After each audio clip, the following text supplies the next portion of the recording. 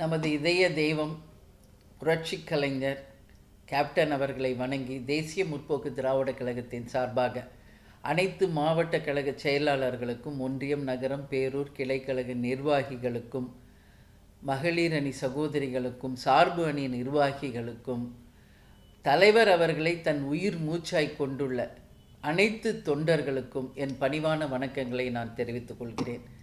வருகின்ற ஜனவரி 9, 2026 மக்கள் உரிமை மீட்பு மாநாடு 2.0 கடலூரிலே பாசார் கிராமத்திலே நடக்க இருக்கின்ற நமது மாநாட்டை மிக பிரம்மாண்டமான வெற்றி மாநாடாக அமைத்து தந்து, அந்த வெற்றி உங்களுக்கான வெற்றி என்பதை இந்த நேரத்தில் தெரிவித்துக் கொண்டு, அனைவரும் தவறாமல் இந்த மாநாட்டில் கலந்து கொள்ள வேண்டும் என்று கேட்டுக்கொள்கிறேன். நல்லவர்கள் லட்சியம் வெல்வது நிச்சயம். நமது முரசு 8 திக்கும் வெற்றி முரசு கொட்டும் என்று கூறி விடைபெறுகிறேன். நன்றி, வணக்கம்.